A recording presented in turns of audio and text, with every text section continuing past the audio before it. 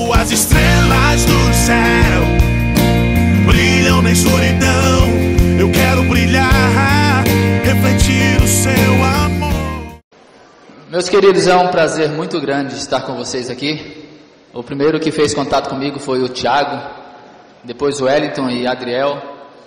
E desde quando nós conversamos sobre a possibilidade de virmos aqui, fiquei muito feliz de poder voltar a Goiânia. Feliz de poder rever meu querido amigo Tiago, amigão do peito. De tão pouco tempo que a gente se conhece, mas uma amizade que nasceu entre nós muito legal. E eu espero mesmo que Deus nos abençoe durante esses dias, de forma que todos nós sejamos edificados realmente pelo Evangelho e que nossa consciência seja trabalhada pelo Espírito Santo, para que a gente possa crescer na comunhão com Jesus Cristo. Eu gostaria de convidá-lo agora, depois desse tempo bem vibrante que nós tivemos aqui, de aquietar o coração, a mente, silenciar um pouco a alma e ouvirmos o que Deus tem a dizer para nós. Eu estava pensando sobre o que compartilhar com vocês e dá para compartilhar em 5 minutos. Dá para resumir o que eu quero falar hoje em só 5 minutos. Por mim eu falaria 5 minutos e nós íamos embora.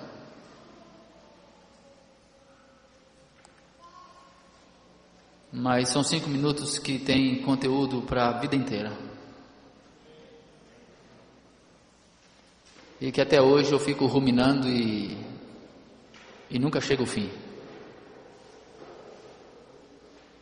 Nunca acaba, nunca conclui, nunca termina.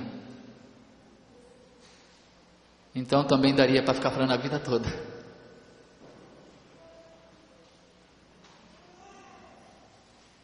Ore comigo.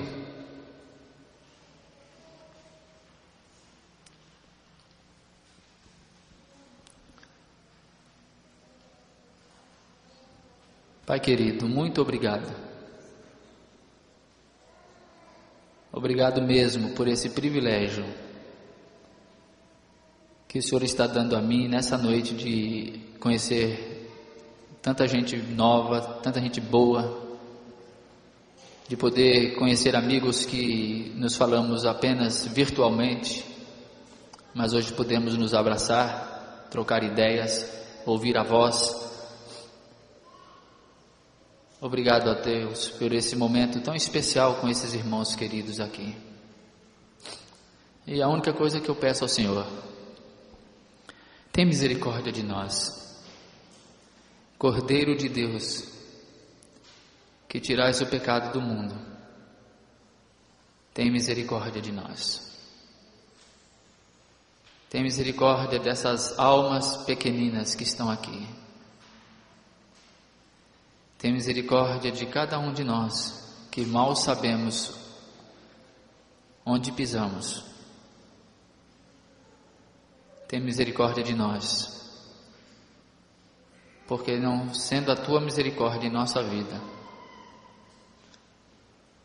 nós estamos perdidos e já teríamos sido consumidos. Prepara, Senhor, o nosso coração para receber a Tua palavra. Prepara, Deus, o coração de cada um de nós aqui, o meu e dos meus irmãozinhos aqui, como terra boa. Liberta-nos de todos os conceitos, preconceitos, todo o espírito de religião, de facção, e abre o nosso coração para simplesmente recebermos Jesus. Que essa frase, simplesmente Jesus, seja mais do que apenas um endereço de um site, mais do que um movimento, seja verdade recebida e acalentada no coração, acolhida com alegria, com prazer, como um grande tesouro, Dá-nos desse tesouro nesses dias. Amém. Não desperdice sua vida. Anuncie o Evangelho. Faça discípulos. Eu não sei bem o que é que vocês estavam querendo dizer quando escreveram esse chamado. Para muitos pode significar uma coisa e para muitos outros outra coisa. Então não interessa muito o que significa para você e nem o que significa para mim. Interessa o que significa para Jesus. Porque se eu não estou enganado, vocês têm aí um site, um movimento, um chamado Simplesmente Jesus. Vocês não imaginam o quanto é fácil escrever Simplesmente Jesus. São 2 palavrinhas. Mas como a nossa mente é traiçoeira, como nossos desejos são tão confusos, que facilmente nós agregamos a Jesus um monte de coisas. Basta ver o que anda acontecendo no movimento cristão, mais especificamente evangélico, no Brasil e no mundo. Quer esconder-se de Jesus? Vai a uma igreja. É o melhor lugar para fugir de Jesus, é ir a uma igreja, onde mais se fala de Jesus e onde, tristemente, menos Jesus está. Aliás, essa noite eu não sei se Jesus viria aqui. Não sei mesmo. Talvez ele não viesse não. Aliás, eu tenho para mim que ele não viria. Aí você fica decepcionado, né? Pô, Jesus não viria? Eu acho que não. Pelo que eu vejo dele aqui, ele não ia gastar tempo com essa reunião não. Meu irmão, que pena se você precisa dessa reunião. Que pena se eu preciso dessa reunião. Que pena se a vida, para valer sentido, valer a pena, eu precisar dessa reunião. Se ela não for plena, completa, quando eu botar minha cabeça no travesseiro e acordar amanhã cedo. Que pena se eu precisar de levantar as mãos aqui e cantar muito alto. Que pena se eu precisar de todos os instrumentos e desse som. Que pena. Se você e eu não viemos com Jesus até aqui, achamos que íamos encontrá-lo aqui,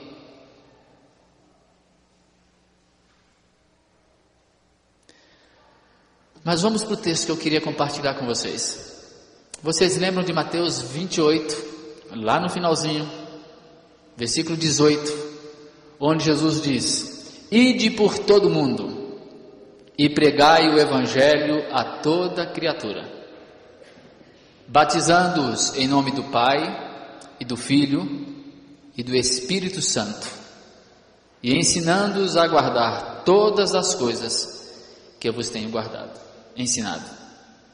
E eis que eu estou convosco todos os dias, até a consumação dos séculos. Essa palavra do apóstolo Paulo que o pastor leu agora mesmo aqui, é um texto que eu mantinha escrito na capa da minha Bíblia durante muitos anos. Não considero a vida preciosa para mim mesmo, contanto que eu complete a minha carreira e o ministério que eu recebi do Senhor Jesus de testemunhar o Evangelho da graça de Deus. Essa palavra de Jesus, ide por todo mundo e pregai o Evangelho, nos ensina muita coisa.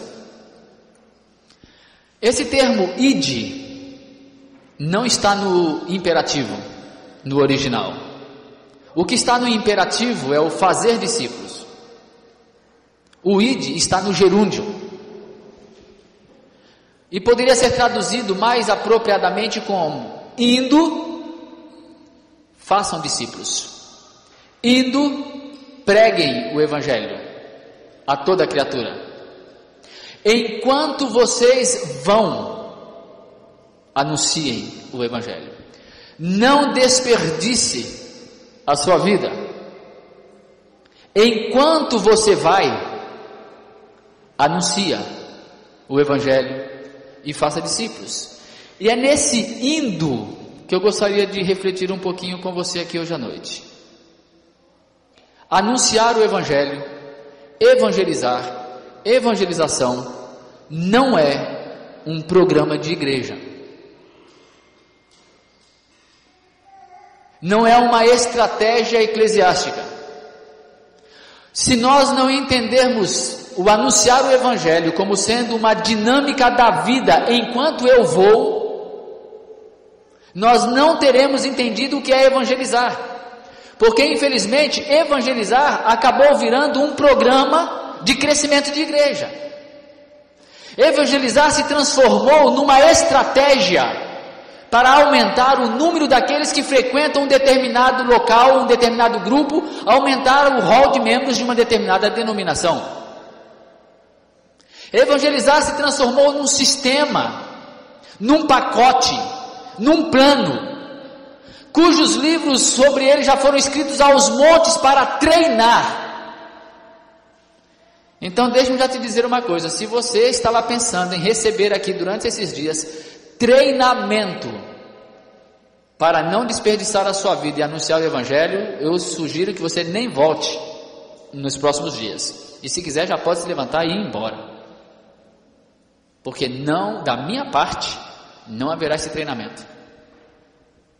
Porque não existe esse treinamento. A igreja inventou muita coisa. Cursos, cursos, cursos e mais cursos. Inclusive, até programas tão bem estabelecidos, seguindo uma sequência lógica e crescente, de tal forma que aqueles que completam a grade curricular eclesiástica são tidos como os comprometidos, os preparados, quando no Evangelho não há absolutamente nada disso, pois todos os chamados estavam totalmente despreparados. Não se aprende evangelização dentro de um templo, não se aprende evangelização numa sala de escola dominical, não se aprende evangelização decorando versículos bíblicos. Você pode saber de cor e salteado todos os versículos bíblicos, e não haverá evangelização se isso não for uma dinâmica da vida.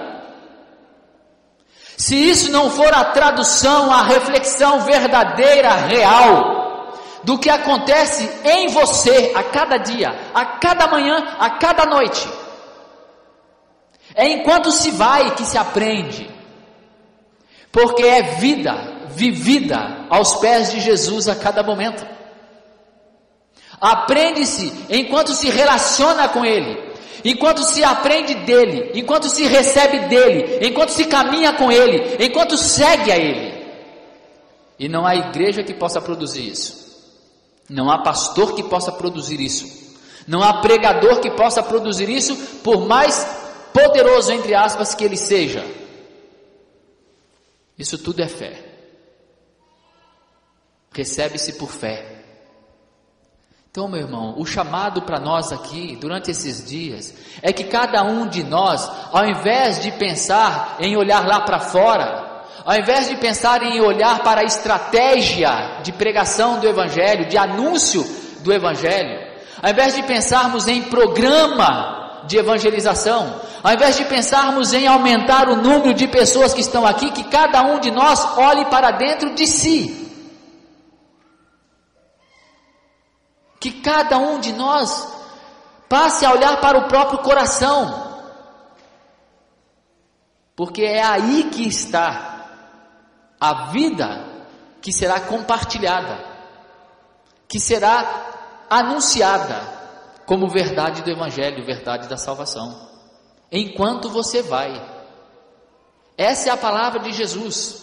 Continuem vivendo, continuem sendo gente normal, trabalhando no seu dia a dia, caminhando no seu dia a dia, e enquanto vocês vão fazendo isso, anunciem o Evangelho, e façam discípulos, de todas as nações. E a quem Jesus disse isso? Aos discípulos dele. E quem eram essa gente? Os piores. Um já tinha traído e se matado. O melhor deles, Pedro, pelo menos que se considerava melhor, que chegou ao ponto de dizer: todos esses outros aí podem até te negar, mas eu não. Você não me conhece, Jesus. Eu não. Pois o Pedrão negou. E não foi uma vez só não. Foram 3. 3 vezes Pedro negou. E não foi com uma arma na cabeça. Ele negou diante de uma simples empregada. Em um determinado ponto, quando a pessoa insiste com ele: você é um deles, sim, Pedro começa a praguejar.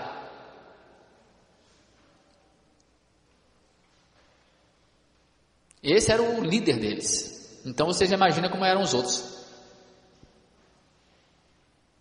Onde estavam eles quando Jesus estava sendo preso, julgado, maltratado e crucificado?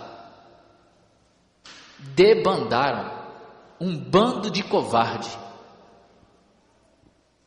Isso que eles eram, um bando de covardes. Nenhum teve coragem de defendê-lo. O Tomé, 3 anos andando com Jesus, vendo tudo o que ele fez, ele diz: eu não acredito, mas não acredito mesmo. Se eu não colocar a minha mão, meu dedo na ferida dos pés e das mãos, eu não acredito. E aqueles 2 irmãos lá, como que é o nome deles mesmo, né? Tiago e João, chamados de filhos do trovão, pavio desse tamanico. Foram eles que pediram para descer fogo do céu sobre os samaritanos. Eram eles que queriam ser os maiores. Um à direita, outro à esquerda. E isso quando Jesus ascendesse ao trono. Nada tinha a ver com ladeá-lo na cruz. Ninguém estava pensando em cruz. Um queria ser o ministro da Casa Civil, o chefe da Casa Civil, o outro ministro da Fazenda. E foi a mamãezinha que foi lá pedir. É essa gente aí.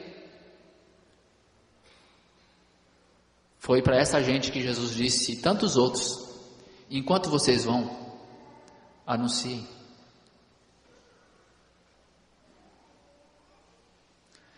E Pedro continuou com os dilemas dele. Os discípulos continuaram com as suas dúvidas e temores também. Eles tinham várias ideias equivocadas a respeito de diversos temas.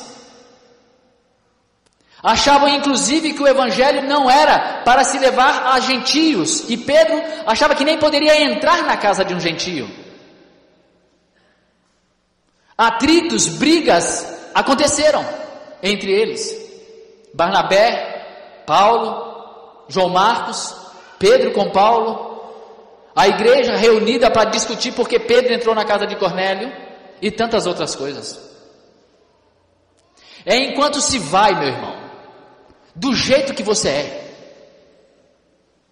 enquanto você e eu vamos caminhando com toda a carga que nós trazemos sobre nós, das nossas dúvidas, dos nossos temores, dos nossos percalços, das nossas quedas, dos nossos fracassos, do nosso ceticismo, da nossa incredulidade, das nossas dores, dos nossos erros, não há ninguém que seja chamado para ser perfeito para poder anunciar.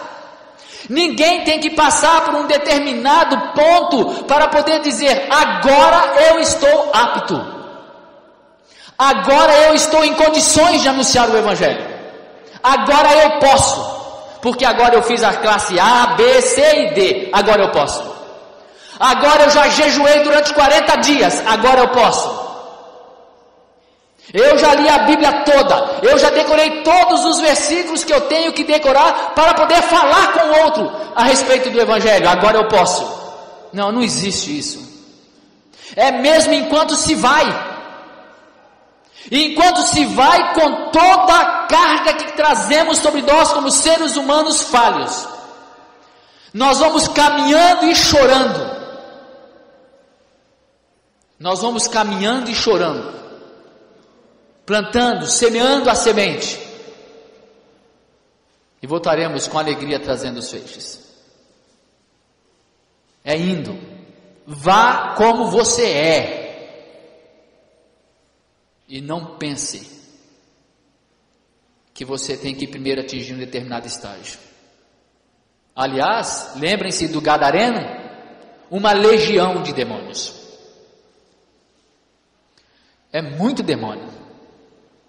Algumas centenas de milhares de demônios. Ninguém segurava aquele homem. Jesus o libertou. E tendo libertado, esse homem queria seguir a Jesus. Se fosse na igreja, é claro que o pastor dizia, realmente, vem comigo, que eu vou te ensinar tudo. Vem comigo, porque eu vou te guiar. Ele ia dar testemunhos, e mais testemunhos, e mais testemunhos, e mais testemunhos. Todo mundo ia levantar a mão para o céu, glorificar a Deus pela libertação do gadareno. E Jesus só diz assim para ele, obrigado meu irmão, já sei o que você vai fazer, valeu. Antes que eu caia, ou antes que eu quebre ela, né? E Jesus diz o que para ele? Não vem me seguir. Volta para os teus. Diga tudo o que Deus fez por você. Todas as maravilhas que Deus fez por você. Jesus fez isso porque ele sabia que a semente do Evangelho plantada no coração daquele gadareno iria produzir fruto do Evangelho. Mas nós não acreditamos nisso. Nós achamos que há poder, há autoridade numa denominação, num corpo eclesiástico para nos liberar para ir pregar, depois de nos preparar com todo o catecismo, com toda a parafernália do pacote doutrinário, prático que a igreja entrega para a pessoa.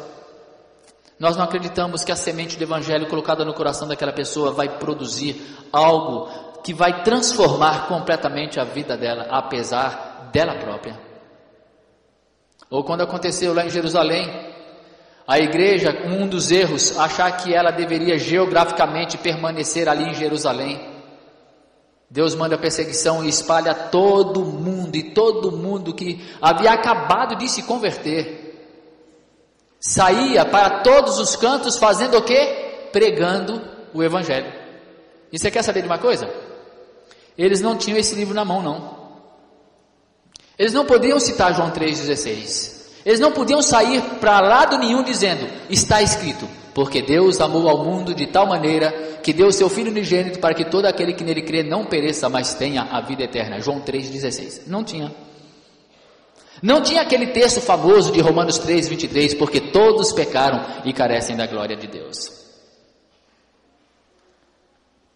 O primeiro livro do Novo Testamento a ser escrito foi escrito cerca de mais de 15 anos depois dos discípulos começarem a pregar. O primeiro evangelho cerca de 30 anos depois. Eles não tinham nenhum evangelho para carregar na mão, para decorar. Eles tinham a verdade do Evangelho no coração. Eles saíam falando de algo que estava cheio dentro deles. Não havia a possibilidade de falarem com exatidão os eventos que haviam acontecido. Mas eles poderiam falar com exatidão de algo que queimava no coração deles. Sem preparação nenhuma, a não ser a única realmente eficaz, necessária, que é Jesus no coração. E aí, meu irmão, a hora que Jesus entra no coração, não há mais nada para você fazer. Não há nada para você fazer. Eu garanto para você que se Jesus entra no coração, meu irmão, você está ferrado, porque Ele não te larga nunca mais. Fuja dele, não tem jeito. Pode fugir, fuja, não vai adiantar. Você pode até desistir, Ele nunca desiste. Ele é um carrapato. Um amigo meu postou alguma coisa no Facebook, eu não me lembro exatamente as palavras, mas é algo parecido com alguém dizendo algo parecido com isto, que se eu pudesse abandonar Jesus, eu não ia querer, e se eu quisesse, eu não ia poder. Se eu quisesse, ainda que eu quisesse, eu não ia poder, porque não tem jeito. Ele não me abandona, Ele não me deixa, Ele não me larga, Ele está sempre comigo, Ele está sempre do meu lado. Eu sempre noto a presença dEle, eu sempre sei da presença dEle. Agora, se eu pudesse, eu não ia querer. Eu não tenho como querer um negócio desse, porque eu só quero Jesus. Eu quero mais Jesus. Então, minha gente, ou isso é verdade no coração nosso, ou não existirá evangelização. Ou é verdade que você e eu somos terrivelmente apaixonados por Jesus e temos uma convicção sem nenhuma dúvida sequer, apesar de todas as outras dúvidas e temores que existem na nossa existência, mas nenhuma dúvida sequer de que sou amado por Ele. Se não for assim, não haverá jamais evangelização na sua vida, por mais que você jogue versículos bíblicos que você decorou. Você pode fazer classe de evangelização, seminário de evangelização, congresso de evangelização. Você pode decorar todas as estratégias de evangelização. Você pode saber responder a todas as críticas que as outras religiões fazem ao Evangelho. Você pode saber responder com exatidão a todas as coisas que forem ditas contra aquilo que você estiver falando a respeito de Jesus. Mas não haverá evangelização se aquilo que arder no seu peito não for uma convicção teórica da mente, mas uma verdade fincada no seu coração, que nem que você queira, você vai poder desistir dela. Que por mais que você fuja, ela corre atrás de você e você a ama com toda a sua vida, com todo o seu coração, com toda a sua mente. Uma verdade que ninguém tem poder de colocar dentro de você, que é só o Espírito quem coloca. Nós cantamos uma música agora mesmo, dizia alguma coisa parecida com derramar o Espírito, vem Espírito, quero sentir Espírito. Eu creio que as pessoas têm um entendimento meio equivocado a esse respeito. Muita gente querendo sentir o Espírito. O que é isso, hein? É um calafrio? Isso é sentir o Espírito? Sentir o Espírito é o quê? Um êxtase? É você entrar num êxtase? Sentir o Espírito é falar em outras línguas? Sentir o Espírito, meu irmão, sentir o Espírito é amar Jesus. Você quer saber se você tem o Espírito? Responda a uma pergunta: você ama mesmo a Jesus? O quanto você o ama? O quanto você tem convicção de que é amado por Ele? Isso é obra do Espírito Santo. O Espírito veio para glorificar Jesus na nossa vida. O Espírito veio para nos guiar a Jesus. Esse é o papel dele. Portanto, sentir mais o Espírito em mim é estar cada vez mais consciente do amor de Jesus por mim.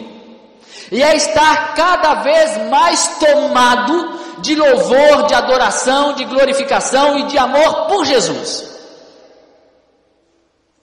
Isso sim é um êxtase, mesmo que não haja nada mais do que a simples recepção no coração, a acolhida no coração, daquela coisa tão boa, daquele sentimento tão bom de amor, dele por você e de você por ele. Enquanto a gente vai indo, enquanto a gente vai caminhando, enquanto a gente vai andando no dia a dia, sendo tomado pelo amor de Deus por nós, sendo revestido desse amor, sendo envolvido por este amor, aí será impossível não acontecer evangelização.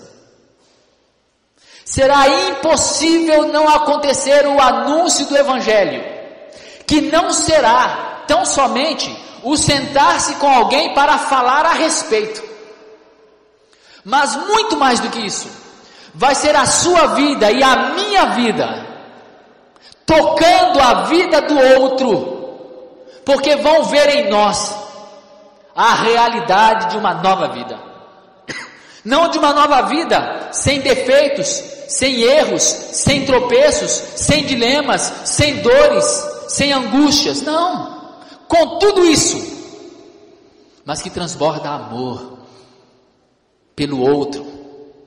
Então, se nós queremos saber como seria a dinâmica da vida dessa evangelização, desse anúncio do Evangelho, é simples, muito simples. É simplesmente Jesus. Olha para Jesus. Olhemos para Jesus e nós saberemos o que é isso. Jesus não tinha púlpito. Era na rua, enquanto vivia, tratando todos com bondade, tendo profunda compaixão.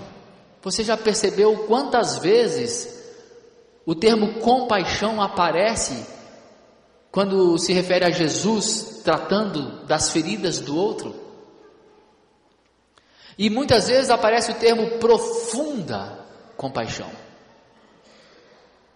E Jesus tomado por profunda compaixão. Outra vez se diz: e tendo-os amado, amou-os até o fim.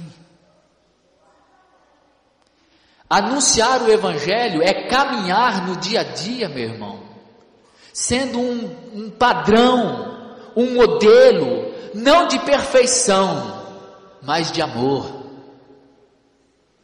transbordando bondade, transbordando misericórdia, transbordando afeição, transbordando calor humano, transbordando o acolhimento do outro, transbordando vontade de servir o outro, de lavar o pé do outro. Aliás, foi isso que Jesus fez e ensinou os discípulos dele a fazerem.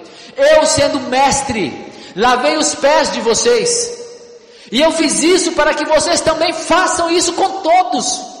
Lavem os pés uns dos outros. Então, anunciar o Evangelho não é ficar com blá blá blá blá blá blá blá blá blá, Bíblia em cima de Bíblia na cabeça dos outros, versículo e mais versículo na cabeça dos outros, tentando convencê-los de um argumento religioso. Não é não. É lavar o pé do outro. Isso é anunciar o Evangelho. É perdoar 70 vezes 7. É amar o inimigo. É perdoar 7 vezes uma só pessoa no mesmo dia. Isso é anunciar o Evangelho. Anunciar o Evangelho é ser correto, é ser honesto, é ter boas palavras na boca, não só amargura, rancor, ingratidão. Você quer anunciar o Evangelho? Então você e eu devemos olhar para a nossa vida e o que é que sai de dentro de nós?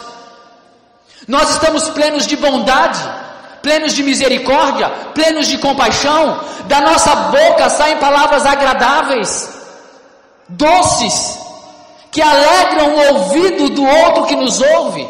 Ou são apenas lamúrias, reclamações, e depois de tanta lamúria, de tanta reclamação, você vai para a rua pregar o evangelho de casa em casa.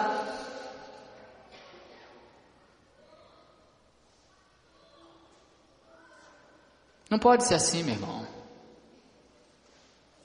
Não era para ser assim. O anúncio do evangelho é a graça desse evangelho transbordando em nosso coração, de tal forma que o outro perceba isso em nós sem que se diga uma só palavra. E é por isso que é na vivência, e não apenas e tão somente em encontros fortuitos, em que se pega um desconhecido para convencê-lo de uma verdade denominacional e não verdade do coração. Porque na verdade do coração, você com toda a transparência e honestidade chega para o outro e diz: eu não sei porque esse Jesus me ama, porque eu sou um safado, um canalha, mas Ele me ama.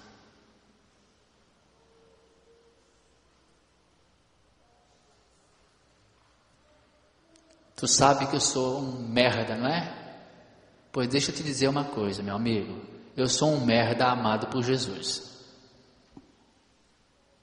Isso é anúncio do evangelho.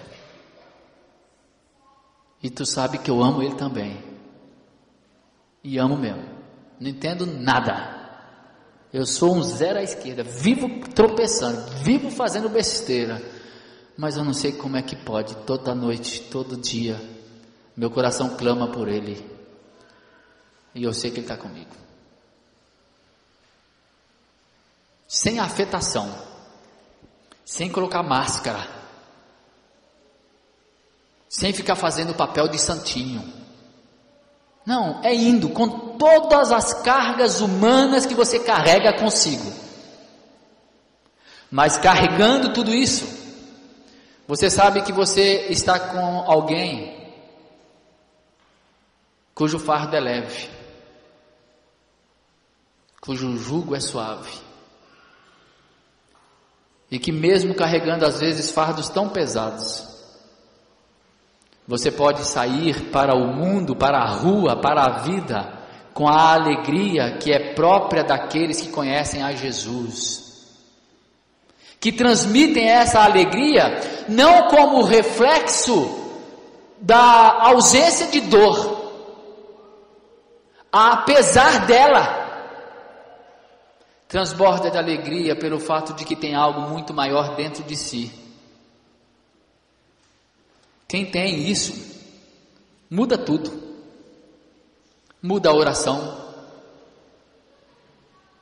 Não tem mais o que ficar pedindo. Pedir o quê? A oração que eu tenho feito para Jesus sempre é: Jesus, tem misericórdia de mim. Eu não tenho mais nada para pedir para Ele. O que eu quero de Jesus? Uma casa? Eu não vou pedir casa para Ele não. Carro? Eu não. Saúde? Também não. Pedir, e Jesus, Deus vira nosso empregado para atender às nossas necessidades mais imediatas. Se o nosso coração é tomado pelo amor de Jesus por nós, e se nós passamos a cada dia a amá-lo, nossas orações mudam, porque Ele já nos deu tudo. O que é que eu quero mais dEle? Tudo que Ele me der tá bom. Se Ele me der carro, tá bom. Se Ele não der também, tá bom também. Se Ele me der saúde, tá bom. Se Ele me der uma doença, tá bom. Opa, tá amarrado.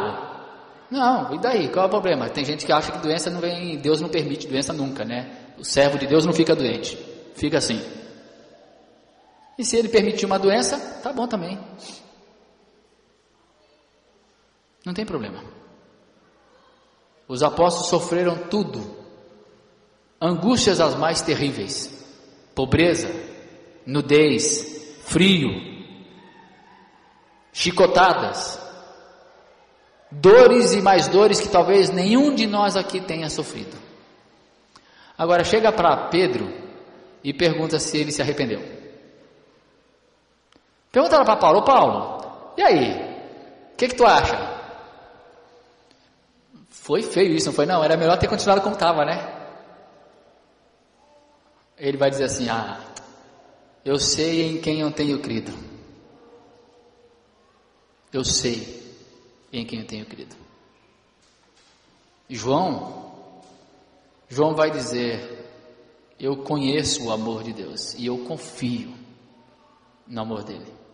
E o amor de Deus lança fora o medo, de forma que eu não tenho medo de nada. Quem tem o amor de Jesus dentro do coração, anuncia o Evangelho calado. Quem tem o amor de Jesus no coração, influencia vidas que nem sabe, apesar de si. É aquele pai cujo filho verá nele um pai que, apesar dos tropeços, é um pai que ama a Jesus, que sabe se amado por ele e que demonstra este amor. Alguém tomado por este amor, mesmo nos momentos das maiores tragédias da vida, vai agir com amor.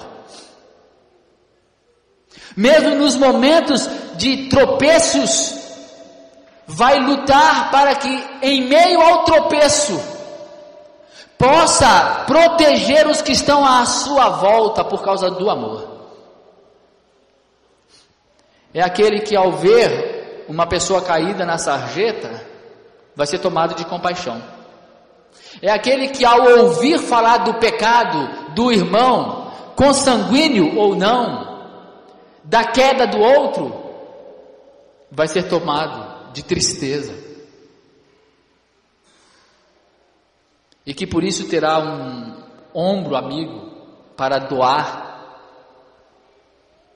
Quem é tomado por este amor não se alegra com a desgraça, com a injustiça na vida do outro.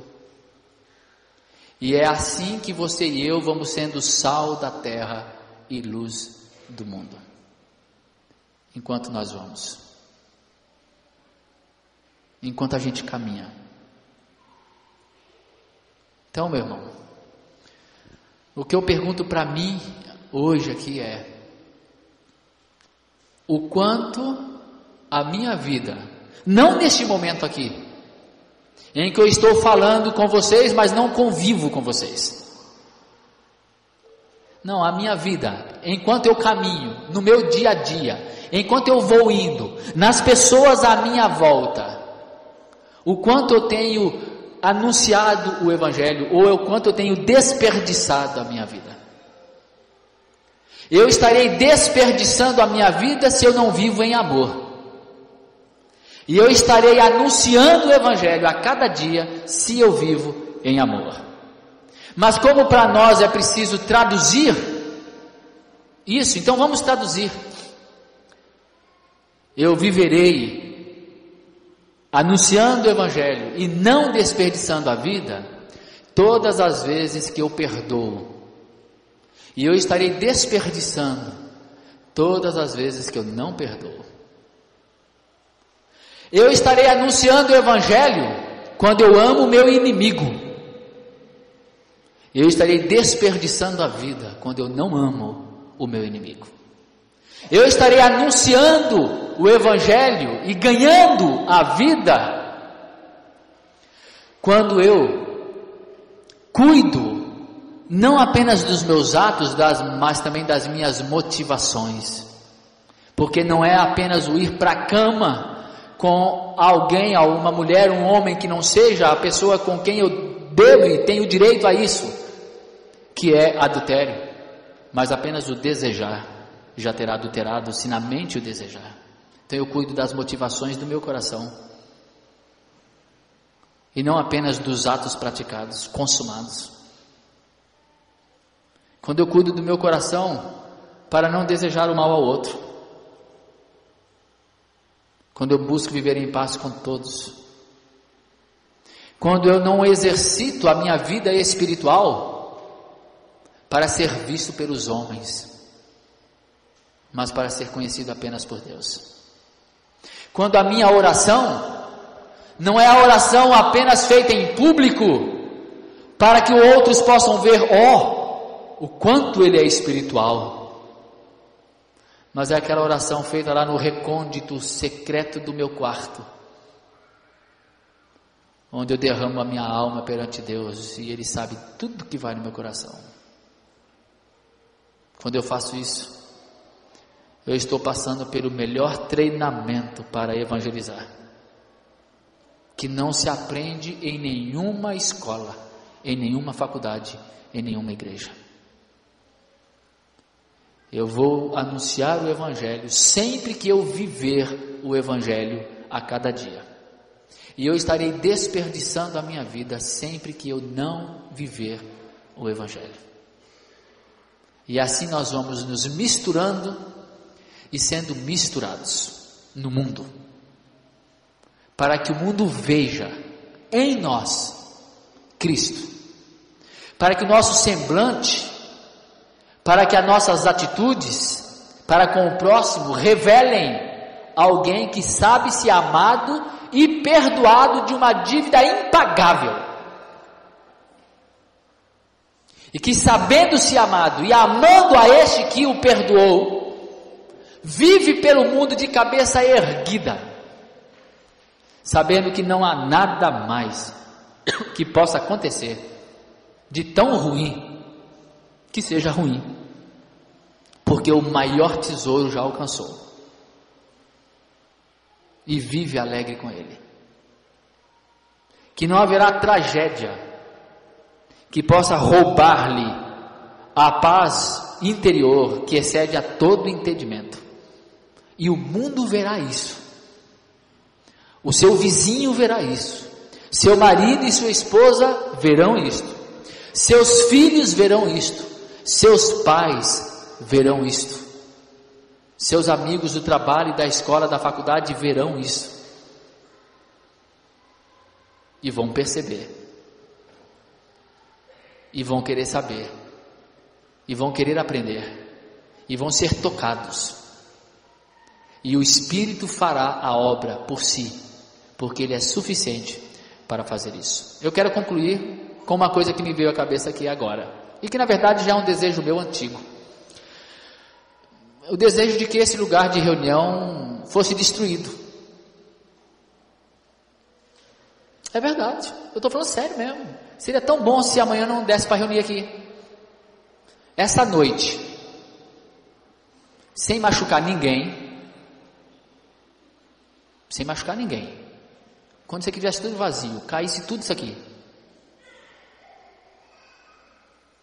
e que vocês não tivessem mais onde se reunir,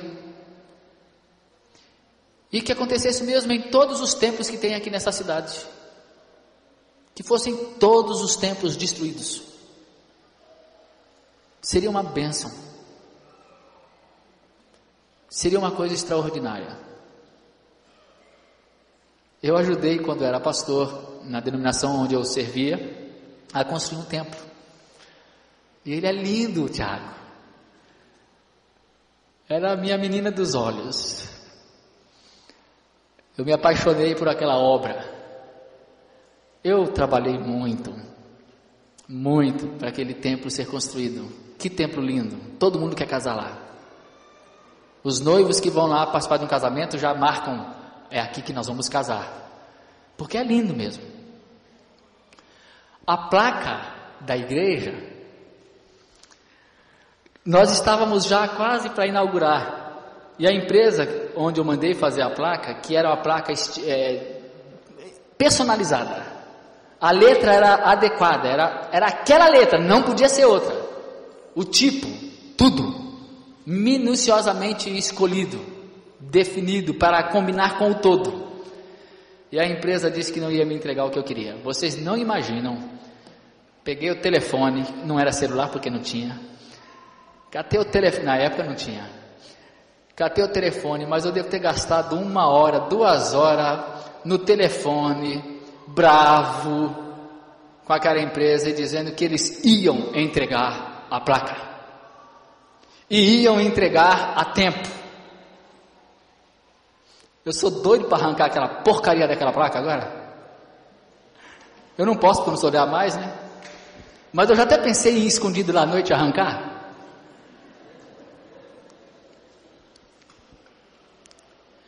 Bom, esse tempo talvez vai demorar para chegar, mas um dia vai chegar.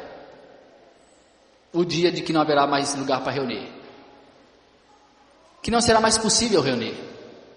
Que seremos proibidos de reunir. Que não poderemos ter mais placas em lugar nenhum para identificar lugares de reunião. E eu sonho que esse dia chegue logo. Embora Jesus disse que vão ser dias muito difíceis, que vão ser tão difícil que eles foram abreviados, mas eu sonho com eles, sabe por quê? Porque nós nos acostumamos a ser discípulos de Jesus dentro dessas quatro paredes. Eu quero ver o dia que a gente não pudesse reunir mais, que a gente não pudesse encontrar mais, o dia que formos dispersos, vai sobrar só o que está dentro do coração. Eu queria que todas as Bíblias fossem destruídas também, todos os livros sagrados que o homem fez sagrado, que Deus nunca fez sagrado, vai sobrar só aquilo que está no coração. Aí vai acontecer a verdadeira vida que acontece dia a dia, e não em templos. Vai acontecer o louvor que não precisa e não vai ter instrumento, nem microfone, e nem ninguém para liderar nada. Vai acontecer o louvor que é real, é verdadeiro, em lágrima, pela impossibilidade, e muitos vão morrer por causa disso. E vão morrer felizes, vão morrer alegres, mas pode saber, meu irmão, que a maioria daqueles que superlotam os templos hoje, vão apostatar, porque eles não amam, e não sabem se amados. Eles aprenderam um amontoado de doutrinas e de regras religiosas, aprenderam a usar o jargão, aprenderam a usar as palavras certas, mas nada disso sobrevive na hora em que nós chegarmos a um ponto de decisão entre Cristo e o anticristo. O que é que tem dentro de você, meu irmão? O que é que tem dentro de mim? O teu coração arde de amor por Jesus, de verdade, não como a expressão de um nome religioso, mas de alguém tão íntimo que você sabe que não tem como se separar dele, nem que você quisesse, e que por ele você vive e morre. Então, viva com ele, siga a ele, siga simplesmente a ele, olhe para as páginas do Novo Testamento e veja como ele viveu. E siga, porque ele viveu entre nós, deixando-nos exemplo para nós seguirmos os seus passos. Foi isso que Pedro nos disse. Ele nos deixou exemplo para seguirmos os seus passos. Então sigamos os passos de Jesus. Clamemos a ele: Jesus, filho de Davi, tem misericórdia de mim. Jesus, filho de Davi, tem misericórdia de mim. Há uma música que tenho cantado quase todo domingo. E essa música que canta-se todo domingo na reunião que eu vou, diz: Cordeiro de Deus, que tira o pecado do mundo, tem piedade de mim. Clamemos isso de coração sincero a Jesus. E digamos a Ele: Jesus, eu não sei como viver da maneira como o Senhor quer que eu viva, mas eu tenho certeza que o Senhor me ama e eu quero acolher esse amor no meu coração. Derrama o teu amor no meu coração, para que eu possa expressar esse amor onde eu estiver. Aquele que acolhe o amor de Jesus é preenchido pelo amor e então transborda e reflete este amor. Jesus, filho de Davi, tem misericórdia de nós. Cordeiro de Deus, que tirais o pecado do mundo, tende piedade de nós. Amém. Como as estrelas do céu brilham na escuridão, eu quero brilhar, refletir o seu amor.